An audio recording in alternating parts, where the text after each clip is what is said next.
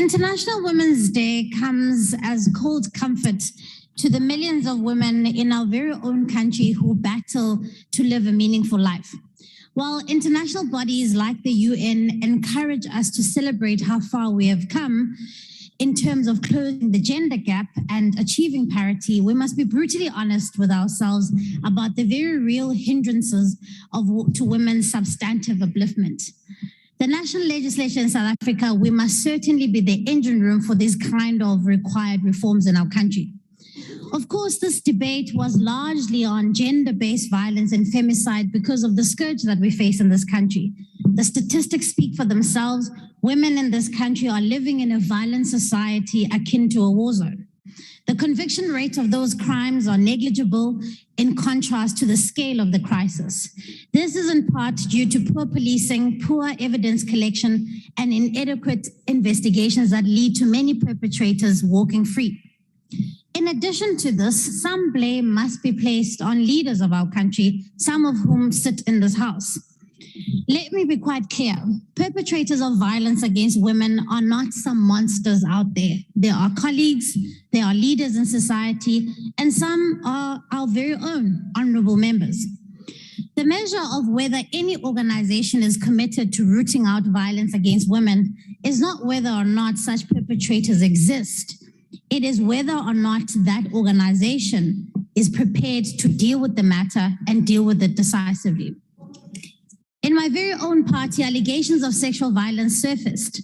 And when this happened, investigations were launched, action was taken speedily, while also protecting the victims and the whistleblower.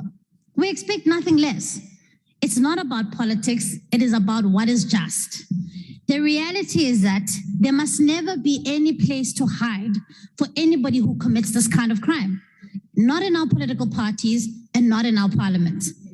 Because GBV continues to consume all and national conversation about the fight for gender equality, we are being completely left out of the conversation on a number of things. How do we ensure that the laws that are passed in this house and the decisions that are being made reach the millions of poor women who require the change the most? How do we bridge the gap of economic exclusion faced by women who look to us for many of these reforms?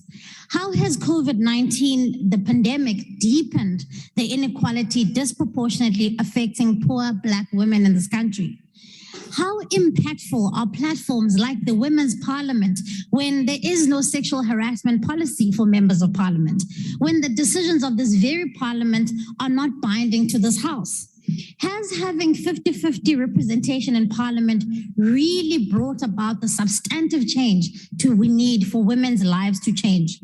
How do we tackle the climate crisis that disproportionately affects women in South Africa?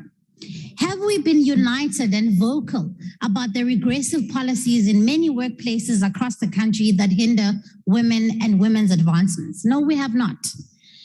These are not just women issues, members of parliament.